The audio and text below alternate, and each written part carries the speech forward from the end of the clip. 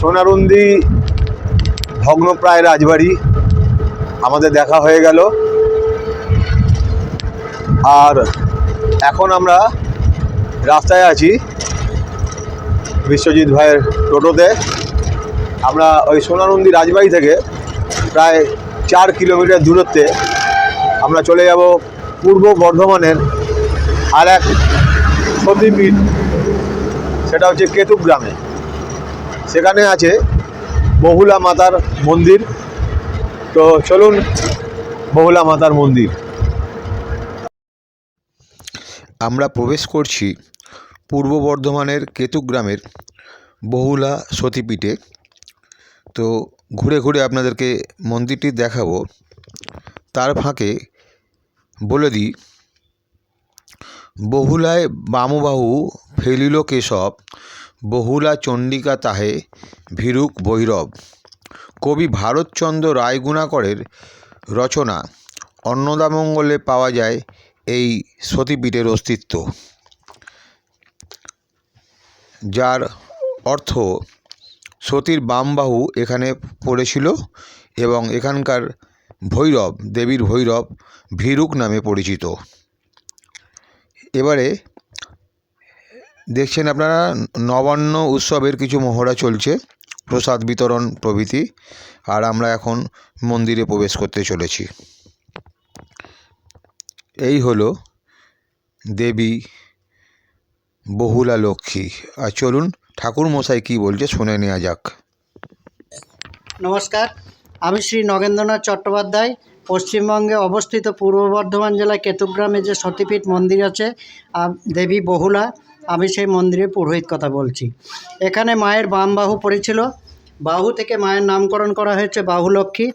মায়ের এখানে ভৈরব যিনি, তিনি মায়ের মধ্যে বিরাজ করছেন এবং মায়ের পাশে একদিকে ভৈরব, একদিকে মায়ের ছেলে গণেশ, এবং মায়ের দক্ষিণ দিকে আলাদাভাবে যিনি বিরাজ করছেন উনি হলেন অষ্টভুজ গণেশ, যা আমাদের পশ্চিমবাংলার মধ্যে একটা আছে, সেটা আমাদের কেতুগ্রাম মন্দিরে। বাকি 3টে ভারতবর্ষের অন্যান্য জায়গায় আছে বলে আমি শুনেছি। নমস্কার। এখানে সারাদিন সারা বৎসরব্যাপী উৎসব মুখরিত হয়ে থাকে। পয়লা বৈশাখ শুভ নববর্ষে আমাদের সূচিত হয় প্রভু গণেশের পূজা পাঠ এবং চণ্ডীপাঠ ইত্যাদির মাধ্যমে প্রসাদ বিতরণ ইত্যাদির মাধ্যমে বাৎসরিক উৎসবের সূচনা করা হয়। এছাড়া আমাদের সবথেকে বড় উৎসব হলো দুর্গাপুজো। 4 দিন ধরে মহাসপ্তমী, মহাষ্টমী, মহানবমী এবং বিজয়া দশমী, এই 4 দিন মহাসমারোহে আমাদের এই দুর্গাপুজো উৎসব অনুষ্ঠিত হয়ে থাকে। যদিও ভক্তদের অবগতির জন্য আমি জানাই, মা কিন্তু মহিষাসুর মর্দিনী নন, ইনি অনেকটা হরগৌরী টাইপের মূর্তি, পতিপুত্র নিয়ে বিরাজ করছেন। আপনাদের জ্ঞাতার্থে জানায় মায়ের যে ধ্যান মন্ত্র, যে এই গেল সতী বহুলার একটি পীঠ। এবং এখান থেকে ঠিক 1 কিলোমিটারের ভেতরে মরাঘাট নামে একটি জায়গায় আমরা পৌঁছে গেছি, যেখানে বলছে ওই বহুলা সতীপীঠ এখানেও একটি আছেন, আর এটাই নাকি আসল। তো ওই কাঠের ব্রিজ পেরিয়ে আমরা ওপারে চলে যাব আর সত্য উদ্ঘাটন করে নেব কোনটি আসল। তো চলুন ওপারে যাওয়া যাক। এই যে দেখছেন ঈশানী নদী, যেটা অজয় নদের একটি শাখা নদী, আর এই কাঠের ব্রিজটি পেরিয়ে আমরা ওপারে চলে যাব। সুন্দর একখানি জায়গা। আগেও বলেছি, আবার বলে দিই আপনাদেরকে, এখানে আসতে হলে আপনি প্রথমে সকাল সকাল চলে আসুন কাটোয়া স্টেশন, এবং সেখান থেকে আজিমগঞ্জ শাখার কোনো ট্রেন ধরে বা বাস ধরে চলে আসুন গঙ্গাটিকুড়ি, এবং গঙ্গাটিকুড়ি থেকে টোটো করে আপনি 4টি স্থান ঘুরে নিতে পারবেন, যেটি হলো গঙ্গাটিকুড়ি জমিদার বাড়ি, সোনারুন্দি রাজবাড়ি এবং এই বর্তমান জায়গা বহুলা সতীপীঠ এবং অট্টহাস সতীপীঠ। তো চলুন যাওয়া যাক, ঘুরে ঘুরে আপনাদেরকে দেখাই কেমন এই মন্দিরটি।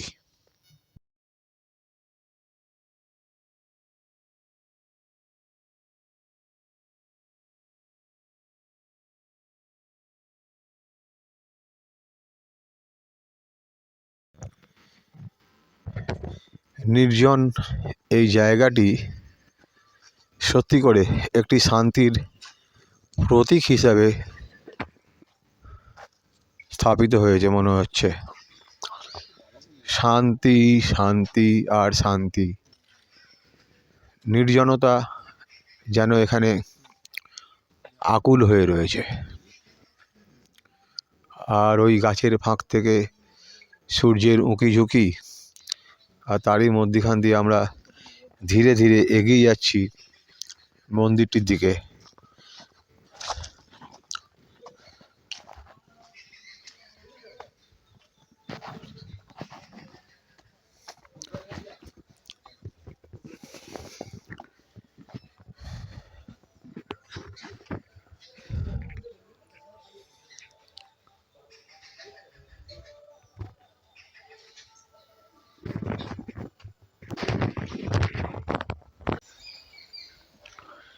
ভেতরে প্রবেশ করতেই এই যে মহাদেব ত্রিশূল হাতে বসে আছেন। মনে হচ্ছে যেন কারোর জন্য প্রতীক্ষা করছেন উনি। দেখুন, পাশেই একটি ছোট্ট তুলসী মঞ্চ, আর এখানে আছেন হনুমানজি। আর এই হলো নাট মন্দির, খুব সুন্দর, ছোট্ট হলেও বেশ সুন্দর। ওখানে কিছু মন্ত্র লেখা রয়েছে, শিব দুর্গা শিব দুর্গা, শিব দুর্গা দুর্গা দুর্গা শিব, শিব শিব কালী শিব কালী, কালী কালী শিব শিব।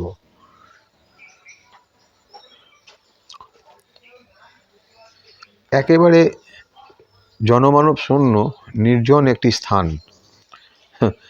বলা যায় মা বোধহয় এখানেই আছেন। আর এই হাড়িকাঠ, হয়তো বলি প্রথা এখনও চালু আছে, জানি না কিসের বলি এখানে দেয়া হয়। আর এখানে রয়েছেন নন্দী মহারাজ। চলুন এবারে মূল মন্দিরটি দেখাই। এই মূল মন্দিরটি অতদূর পর্যন্ত আমার ক্যামেরা পৌঁছাচ্ছে না, দেখে মনে হচ্ছে একটি আটচালার রয়েছে, তার উপরে ধ্বজা এবং এখানে ওং লেখা।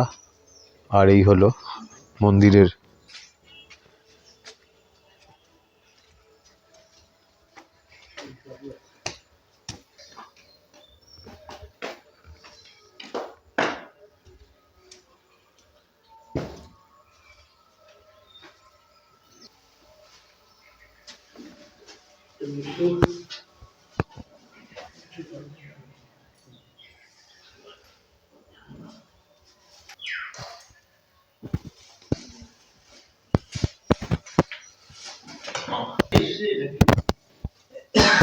আজ এসেছে আবার অষ্টমঙ্গলা, আজকে আসছে, আজ বিয়ে আজ এসেছে অষ্টমঙ্গলা, বিয়ে তো হয়ে গেছে, আজকে এসেছে, মেয়ে আজকে আসছে, জামাই ও রাস্তা আছে, মেয়ে জামাই ঢুকে দিয়ে আর মনে হয় আমি তো। শুনতে পাচ্ছেন পাখি কেমন ডাকছে, নিঝুম একটি জায়গা, শুধু পাখির ডাক।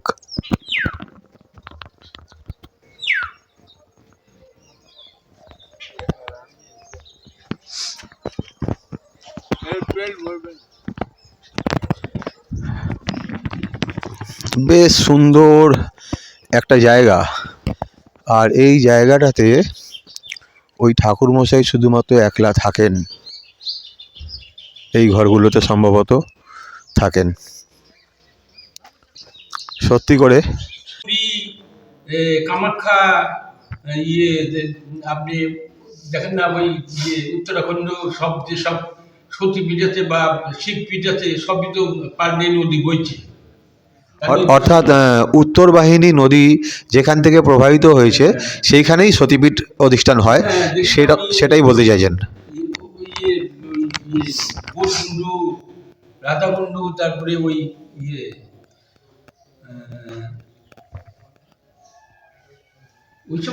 হ্যাঁ, স্মরণ আসে না। তাহলে উনি বলতে চাইছেন যে উত্তর বাহিনী নদী মানে প্রমাণ করছে যে এইখানে থেকেই এইটি আসল হবে।